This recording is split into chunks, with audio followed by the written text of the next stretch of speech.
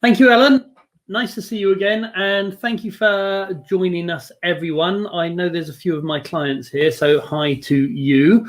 Okay, so I'm going to run through my research and my experience on pricing. I've been advising small consultancies for 15 years, specifically around growth, and and I've also, in the last few years, been doing specific research around growth, and a lot of that is to do with pricing, or at least revenue models. So the research I'm sharing comes from both my experience as a consultant for consultants and also more formal research in terms of hundreds of interviews now and surveys and the like. So why pricing? I guess if you these days, even if you run a small product-based shop, you've got a vast amount of data that can almost automate your pricing structures. You can use AWS and big data and various algorithms to set your pricing. And consultants don't have access to anything like that other than sort of industry benchmarks, which are both expensive and inaccurate. So that's why I'm looking at pricing. I'm not going to be covering negotiation because that's almost a whole half day in itself. And I'm specifically talking about, I guess, relationship-based consultancies.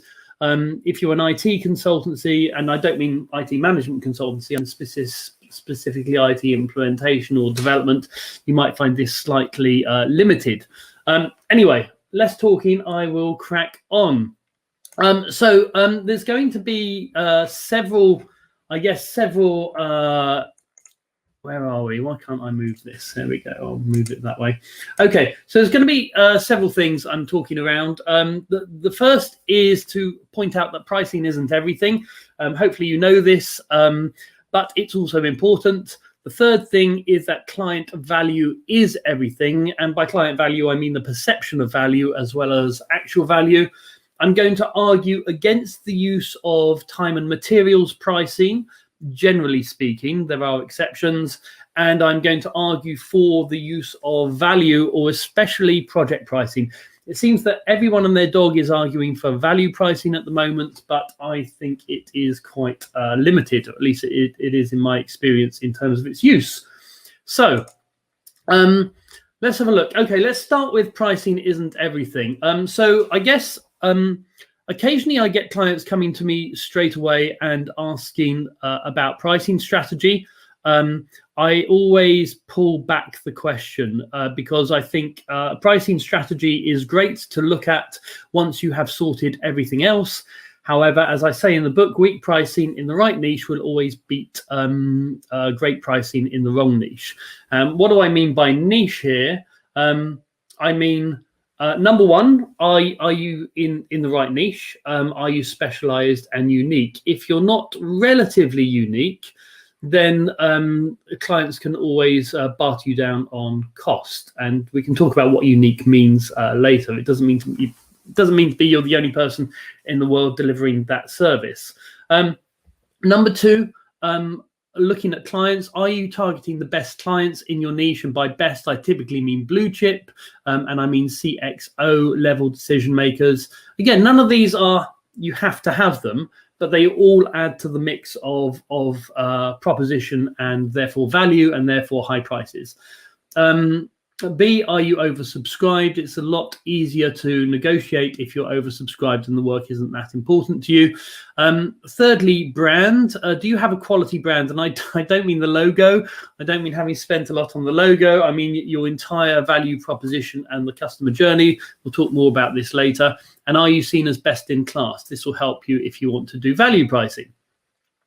Finally, talking about your services, are you only selling your time? If you're selling your time, there's a natural limit to the amount of money that you can bring in. If you thought more widely about services, products, networks, benchmarking, software, online courses, etc., you can break the link between your time and the revenue coming in.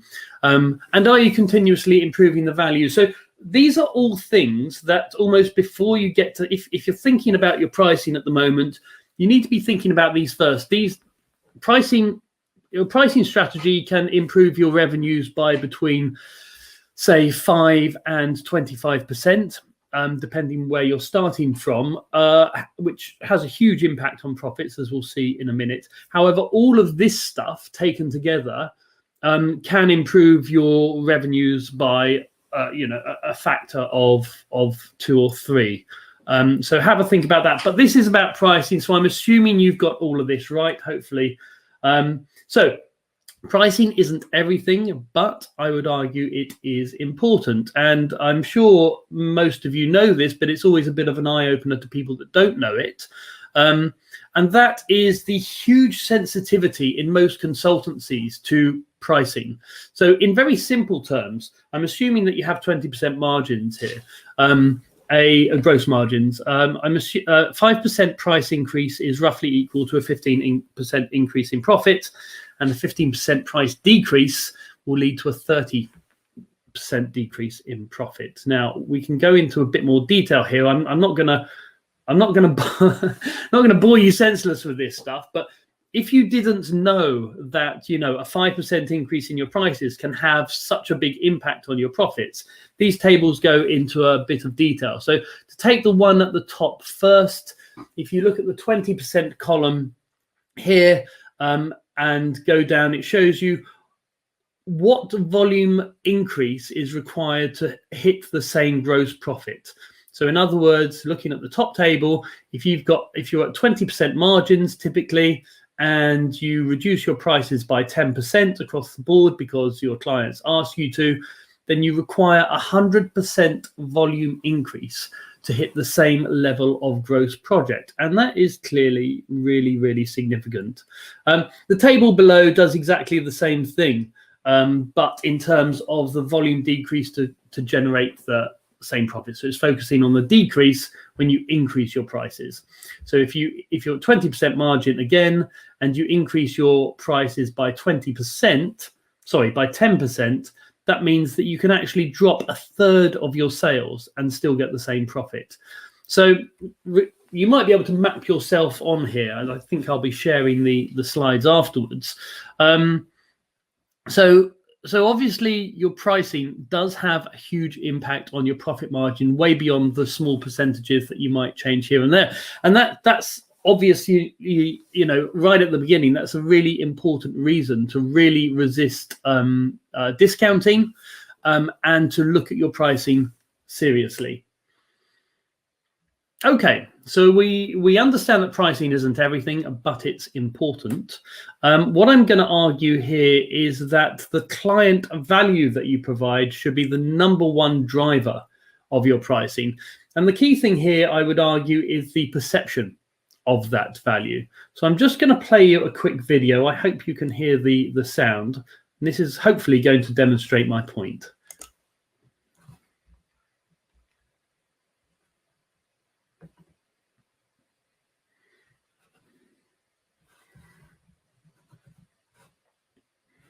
This is interesting.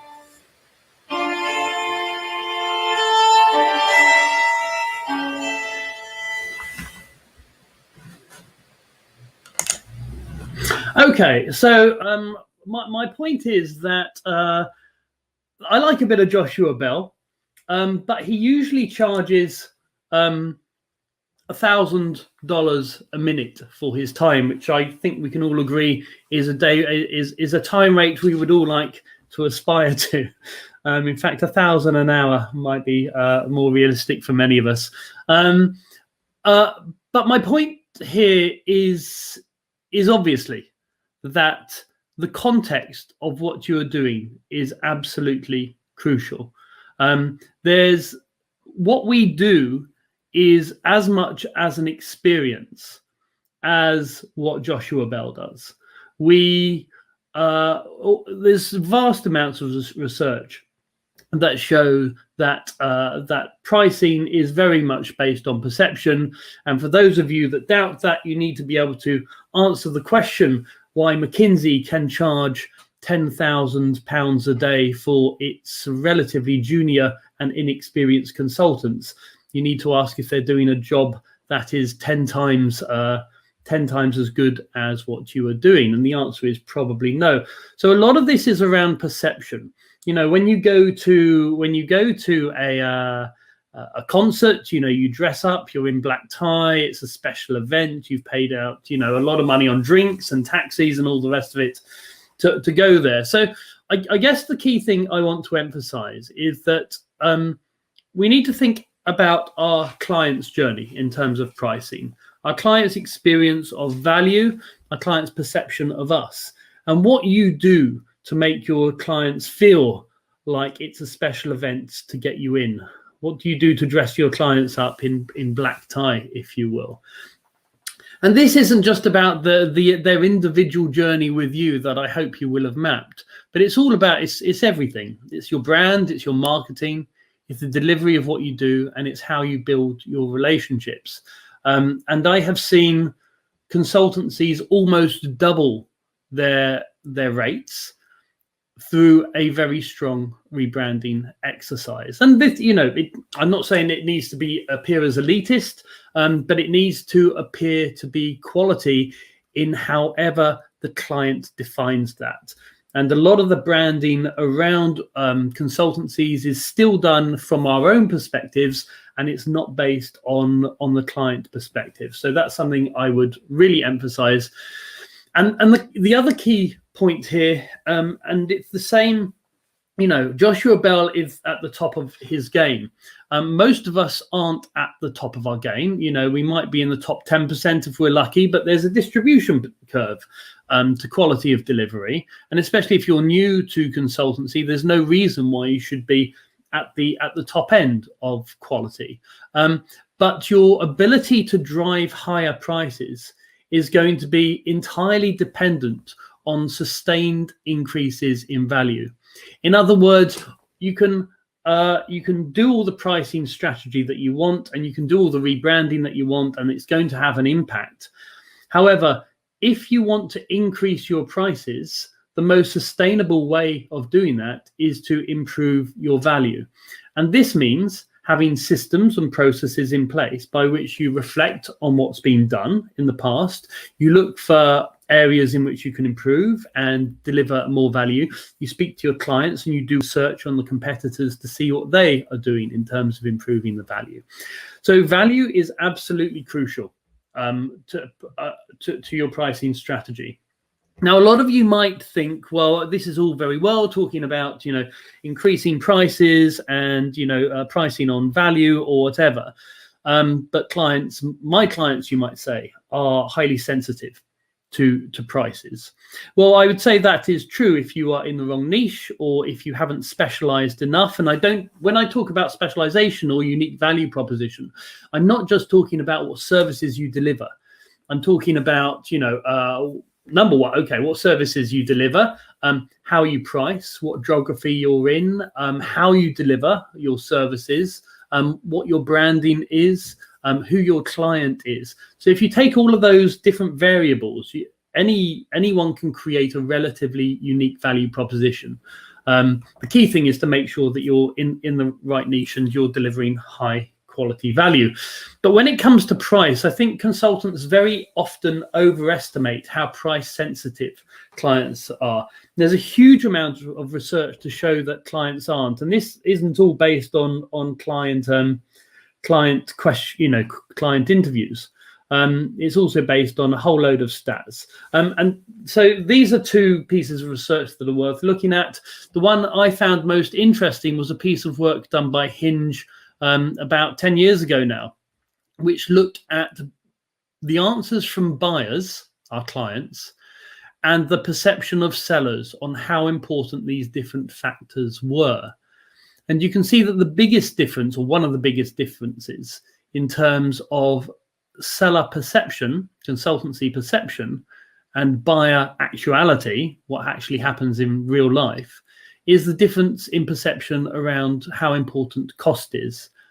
Consultancies see cost as really important to buyers, and buyers typically see it as less important when selecting consultancies. Now, there's various reasons for this that we can go into. One of them is that clients very often tell consultancies, you know, you didn't get the job simply because you were too expensive.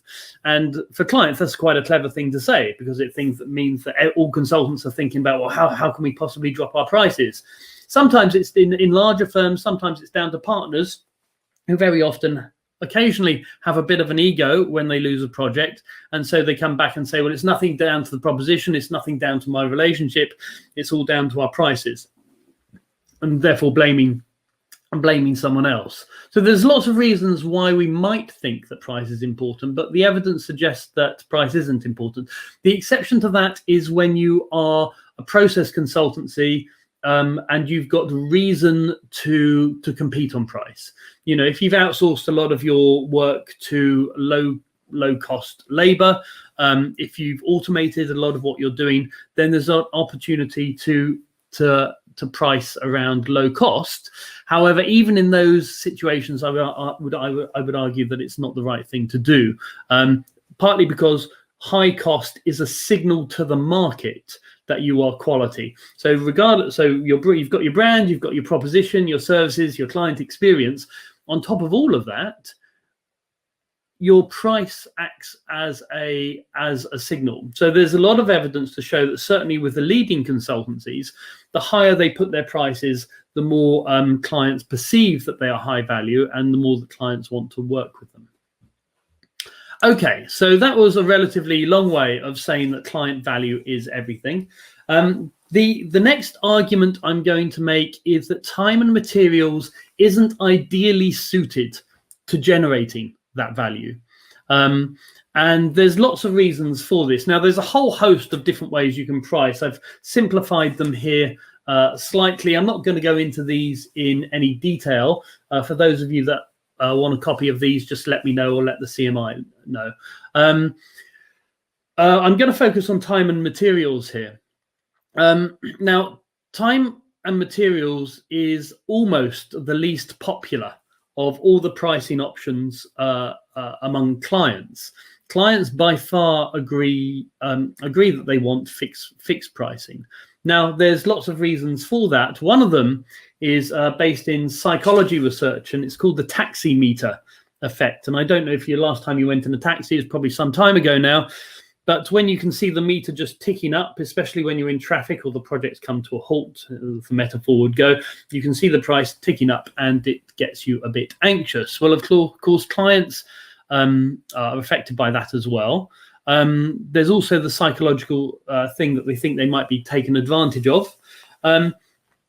Also, when the clock is running, clients are much more, I guess when it comes to sorry, I've completely forgotten what I was going to say. Anyway, so from a client's perspective, time and materials isn't the way to go. I would argue that it doesn't encourage efficiency. What do I mean by that? Well, if you are being paid, back to the taxi. So I remembered what I was going to say. The other thing is that clients like to know the budget up front because they've usually got to agree it with someone.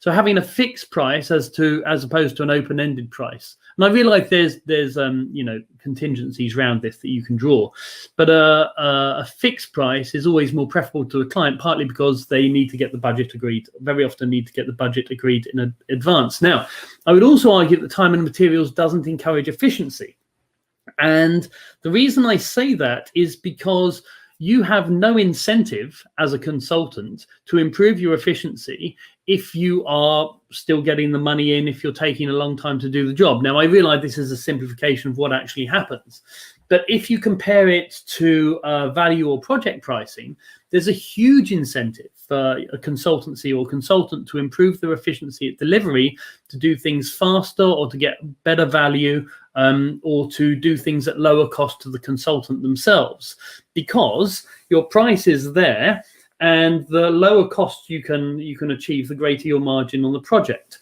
Whereas with time and materials, if you just keep billing the hours, it doesn't encourage efficiencies in the same way. So the other thing to say about time and materials is that it's a very easy way for the client to commodify you. So if you say my day rate is, 500 quid an hour or whatever, it's relatively easy for the client to say, well, listen, Joe Bloggs is going to do that for 350 an hour. Could you get a bit closer to their level? And that's a position you don't want to be in. You don't want to be commodified. You don't want the client, the first thing they see, well, that's their day rate. And we'll talk more about that in a second.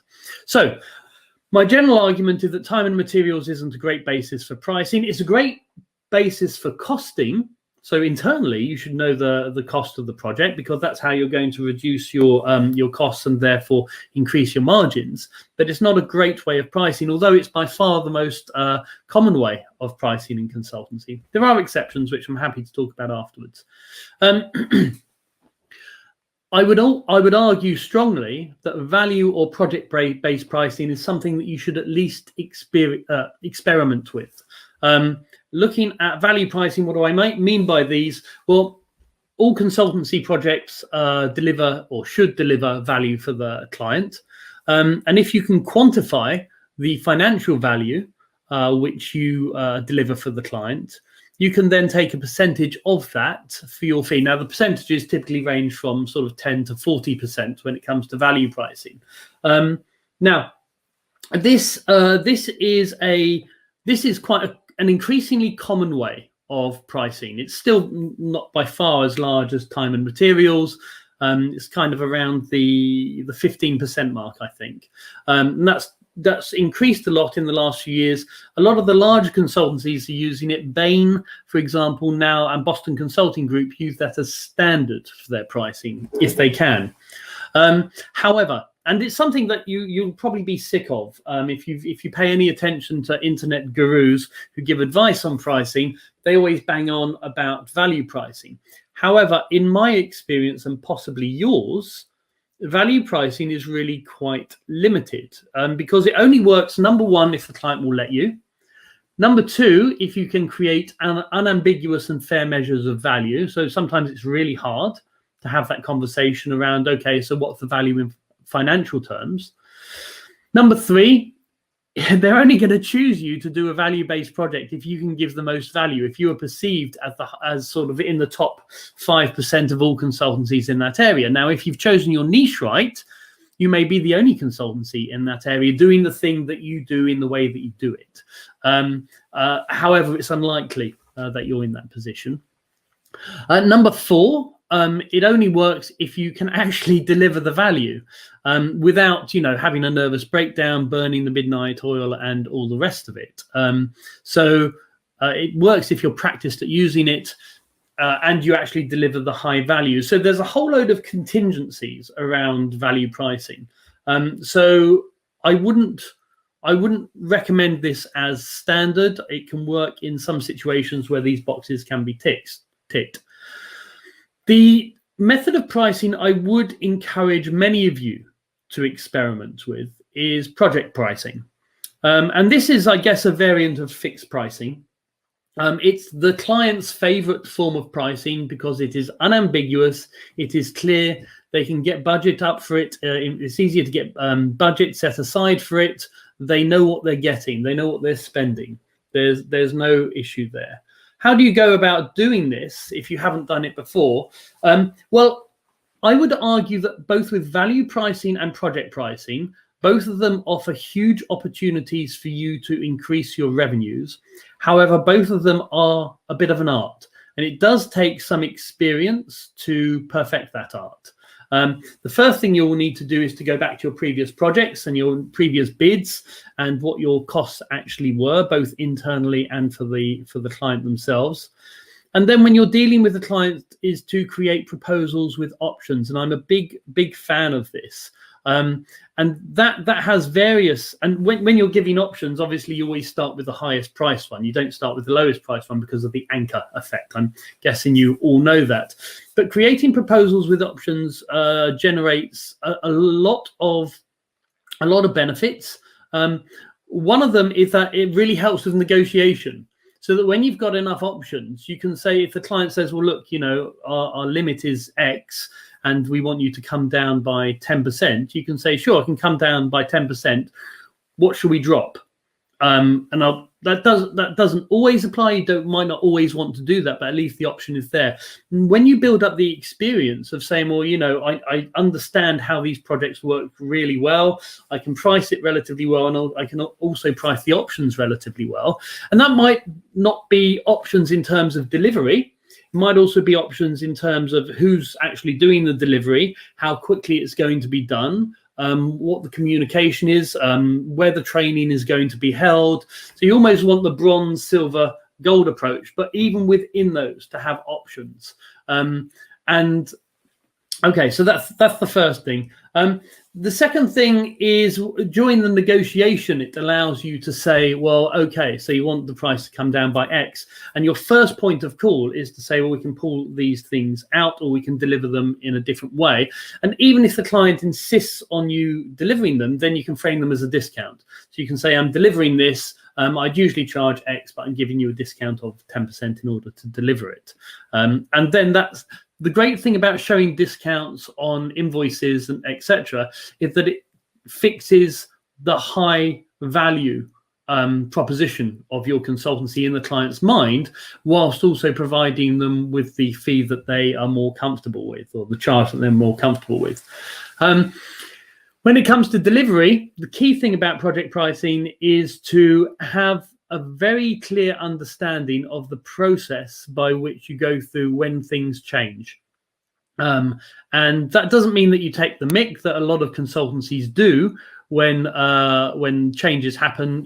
This is how a lot of the large standardized consultancies make their money, is to go in at a low price and then charge a fortune for extra things. That's great for one project, but it's not going to make you friends for repeat business or get you testimonials or referrals. The great thing about this, as I argued earlier, is that it does, over time, it maximizes your efficiency. So as soon as you realize that you're getting a fixed price for the project, you're going to, and that's not going to change, you're going to look at ways of maximizing your efficiency without hitting the delivery quality, the quality of delivery. And that is absolutely crucial to creating high margins. In terms of selling either value pricing or fixed price project pricing, I would say there's a relatively standard sales process. And this I've used with a lot of clients to great success. The first, and this shouldn't be news to any of you that have read Benz and Ellis or anyone else in the area. But the number one is the discovery process, and it's crucial here that you establish your expertise. Number two is qualifying the client. Do they have the budget? How timely is it? And all the rest of it. The third step, regardless of how you are pricing this, is to discuss the value of the project. What impact is it going to have? What will be the cost if it's not done? What will success look like? What impact is it going to have on the organization? And all of those questions that you should be asking around value. And then after you've had that conversation, once you've fixed the value in the client's mind, then it's the process to talk about options. And you might talk about, well, what's the range of pricing? If I go away and send you proposals for between 20,000 and 60,000 to give you different options, would that be okay? Once the answer is yes, you go away and do exactly that. When it comes to value pricing, there's huge variation in the percentage of value, but this process will work for value pricing and fixed pricing, and indeed any other form of pricing. But if you're talking about value first, it allows the client to psychologically perceive the importance of the project. And then you've got closing. Now, I'm not going to Sales is a whole other 3-day session that I could run, but I really just wanted to emphasize the importance of establishing the value in the conversation before you introduce pricing. Going through things quite quickly. I'm happy to answer any types of questions after we're done. I want to go through, there's a whole load of tactics that I could go through, but I want to emphasize the main ones when you're talking about pricing for value or projects. Number one is to price towards the top of your field. Now, it's important to know that price is not the major hurdle for clients. If you get through, their main thing is, are you going to make a mess of this? And do you have the experience and evidence to show that you can do this successfully? If you get over those hurdles, then price is a second. I'm not talking about procurement here. Procurement's a whole other session now. We can have a conversation about procurement afterwards, but I'm talking about normal relationships with the clients. Once you get over that hurdle, then price is less of an issue, but it's also a signal of quality. So as long as you're not too far out of the field, and when I say the field, I mean people who can realistically compete with you. If you're a small consultancy, people in your field aren't KPMG or Accenture or McKinsey. You might think you compete with them, but from the client's perspective, and this is all about the client's perspective, they're not going to see you in that group unless you're really a challenger consultancy, someone like Elixir. So number one, price towards the top of your field, because it won't cause you to be excluded in most cases. And even if it does in 5% of cases, the fact that you'll be getting an extra 30 or 20% of revenue from the project means that that is worthwhile. And it also sends a signal to the client about your quality. So price towards the top of your field. Number two, never quote a fee before the project value is scoped. Clients are very fond of saying, and we'll cover this in a second, very fond of saying, what would you charge for X? There's a whole process that you need to go through before giving that answer. And ideally, don't quote any time unit at all, because as soon as you do, it allows them, even if their focus is on the quality of the project, it allows them to compare you directly to people who are less experienced, are charging less than you, or perhaps have lower costs than you. And you don't want to be compared with those people. You want to be focused, you want the client to be focused on the value of what you're delivering. Number four, make the case against time and materials, because it's probably what your competition are using. And it can serve, when I was talking about unique value proposition, your value proposition, one of the elements of your value proposition could be that you charge on value, or you charge fixed costs, or whatever. And so if you're making the case against time and materials for this project, it's possibly going to incline them against your competition. If you are going to use the time and materials option, I generally do so, but make it expensive. Once you're in the flow, once you've got the art, once you've got the pricing art down to a T, then you're going to make more money out of value pricing or project pricing than you will time and materials. And that is true of 90% of clients that I've had in this area. But sometimes clients want to see a time and materials option. So if they insist, then provide the option, but make it expensive. Resist decreasing fees without decreasing perceived value. So we've all had the conversation, sometimes even when you've been chosen for the project, and that somebody will phone you up and say, oh, it's going to the partner.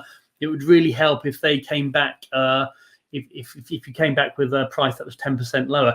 If you've had the call, if you've been selected, just simply don't respond to that. Some larger organizations employ middlemen or middle women whose job is justified by phoning up the consultant or supplier and trying to negotiate down 5% or 10%. If you've been selected, or if you're close to being selected, I wouldn't bother with that at all, and I personally never have.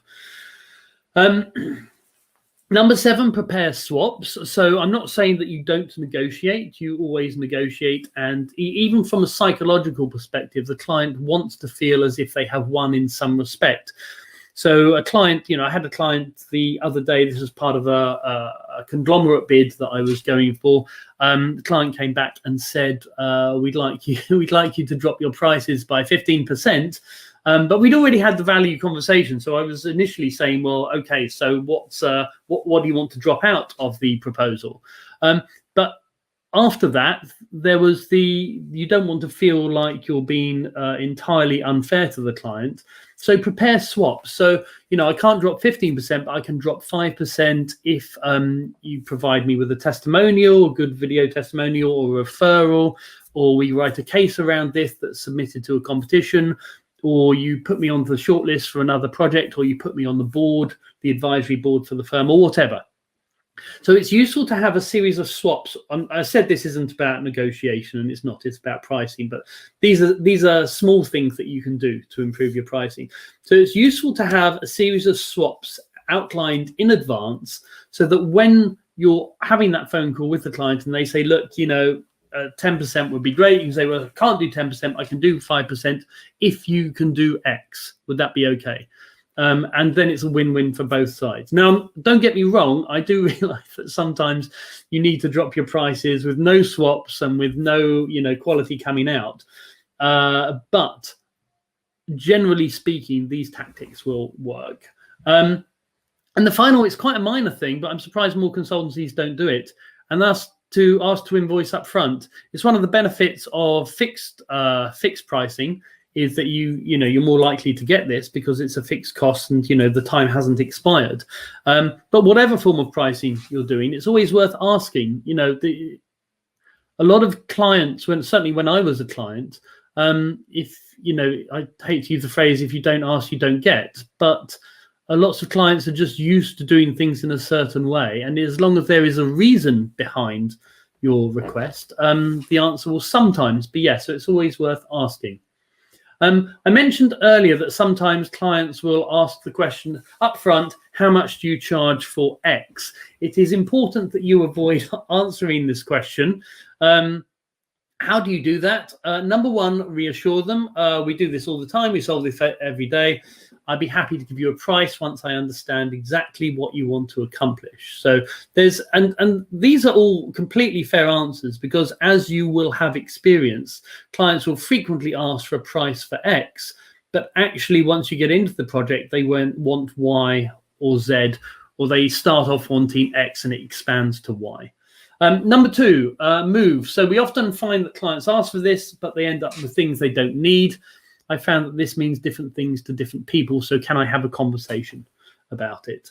And then close. Would it be okay to ask you a few questions? So really what you want to be doing in this process is starting to have the conversation. What are this project, not only in terms of demonstrating your expertise, but also, as I said, at the beginning of the sales process, you demonstrate your expertise, you start to establish what exactly the scope of the project is and looking at the value of it.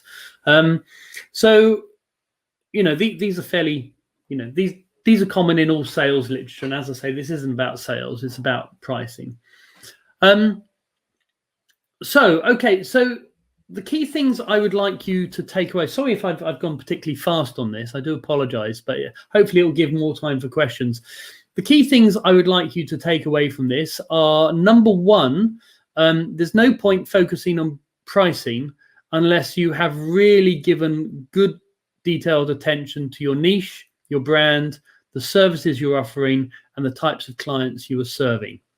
Those things will allow you to increase your prices by up to 100, 200%, whereas pricing is kind of more of a smaller percentage adjustment. Number two, brand yourself as high value. Number three, build in continuous improvement to your delivery. As I said, the only sustainable way of continuously improving prices is to improve the value of what you're delivering, and also the efficiency of what you're delivering if you're talking about margins.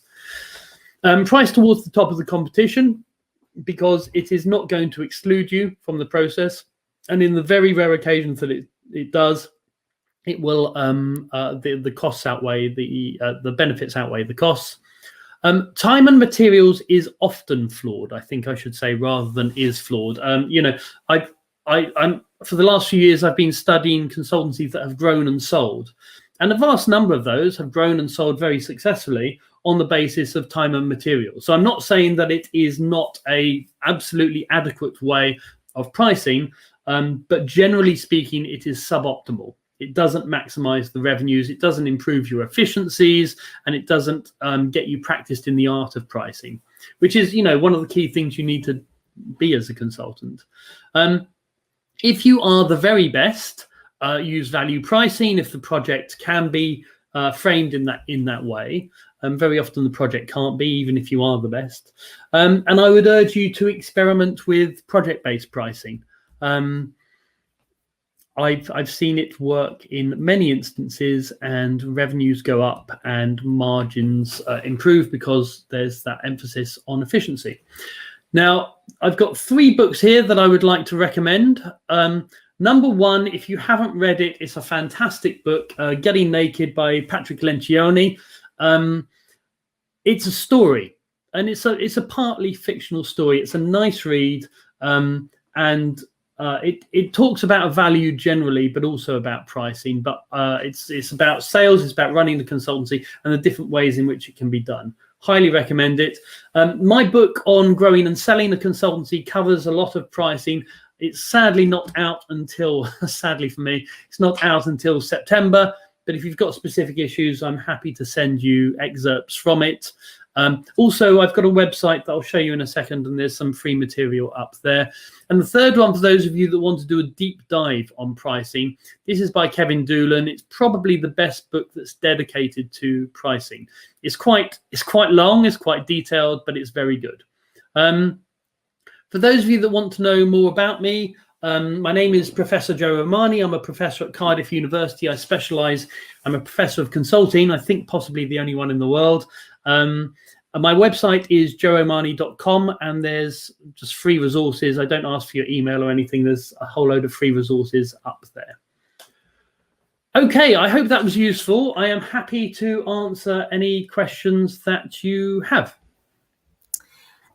Thank you, Joe. We've had quite a few questions come in.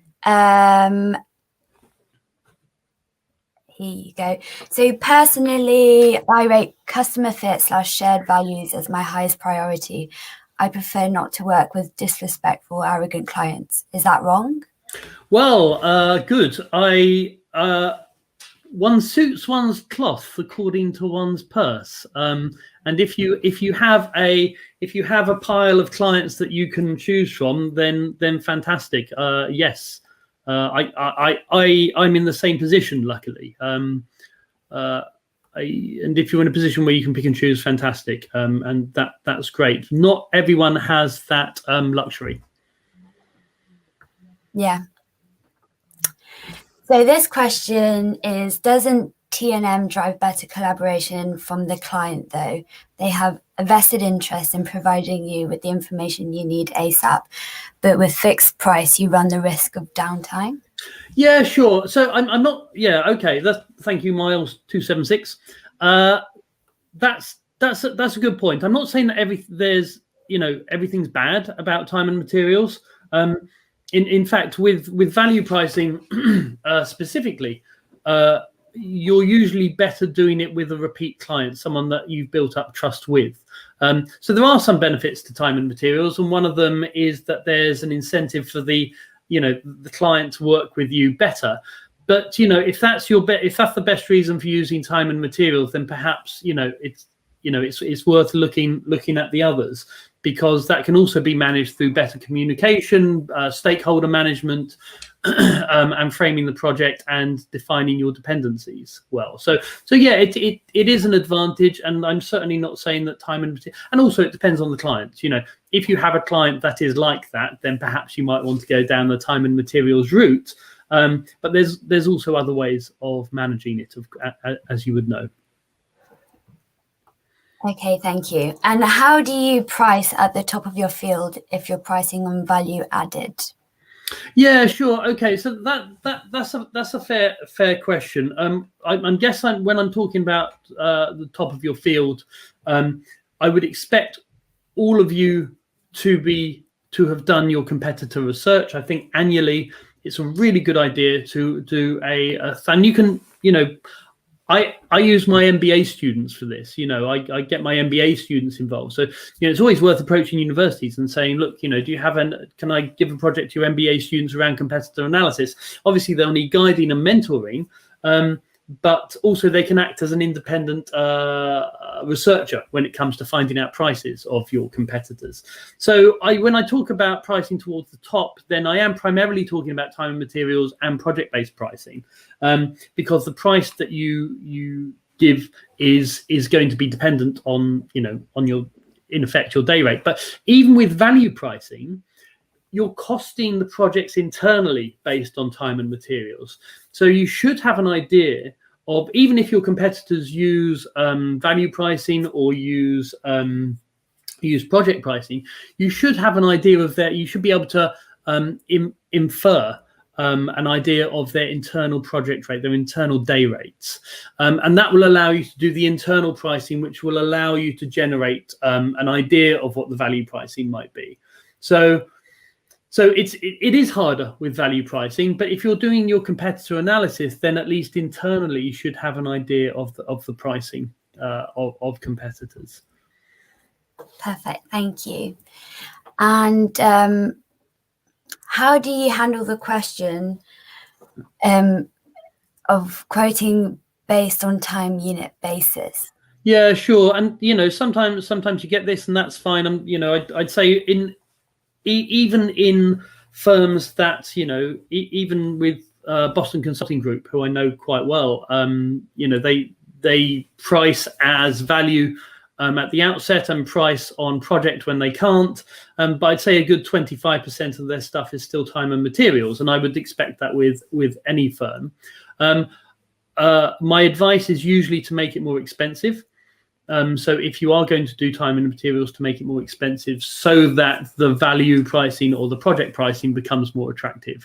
And sometimes even within the proposal, if they are insisting on time and materials, you can say, look, this is what I'm expecting it to cost on a time and materials basis versus what I would expect it to cost, but on a fixed basis. But with the time and materials, there's always the unknown. So you give a range and you make sure that range is expensive. But, with all of this, and a lot of you will be thinking, well, with this client, it was entirely different. This is general advice. I'm encouraging people to experiment. There are always going to be exceptions, and I've come across those exceptions, and sometimes I've charged on time and materials. In fact, those clients of mine that are on this call now will know that in some situations, I always charge on time and materials. So it does depend on the client. It depends on the context. It depends on the relationship you've got. There is no bit of me that is saying, never use time and materials.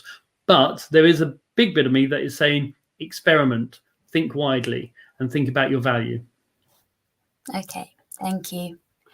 And how much consideration is given to your cost element / profit margins when determining price? Yeah. Okay. So you obviously need target margins. Margins or EBITDA with larger firms is absolutely crucial. And you need to be able to maximize those, and reducing your costs is important. In consultancy firms, sadly, the costs are primarily salary based, and the basis of a good medium-sized consultancy firm is its people. And it's also its assets and its systems and its processes and its relationships and all the rest of it. But you don't want to be skimping on the salary side of things. Now, the things you can do if you are a larger consultancy, sort of five people and beyond, sort of small to medium size, to be thinking about incentives and share structures and options and bonuses and all the rest of it. So you backload the cost to you. But yeah, I mean, the key thing around costs, the efficiency that I'm talking about, tend to come through firstly systematizing, so that you become more efficient at delivery. So if you can systematize, productize your services, and then that allows you, if you're in a larger firm, to have more junior people delivering them, then that's absolutely fantastic. That reduces your costs. The other way is automation. There's huge options out there now for apps and systems and SaaS to to automate a lot of what you're doing. For those of you that are in a growing firm and haven't looked at professional service automation software, I would very much encourage you to do so. And thirdly, outsourcing. There's a huge number of websites, there's virtual assistants, there's Fiverr and places like that, where you can get a lot of this work done more cheaply. Now, this isn't going to apply to everyone.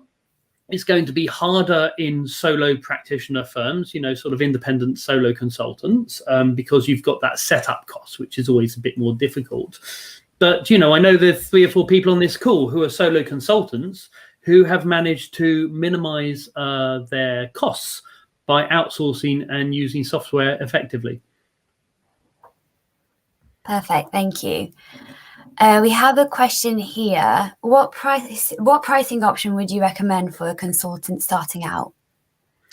I'm hoping this is Lawrence, an old school friend of mine. But if it's not Laurent, I do apologise. You could be a French lady. Okay, so it entirely depends on the sector.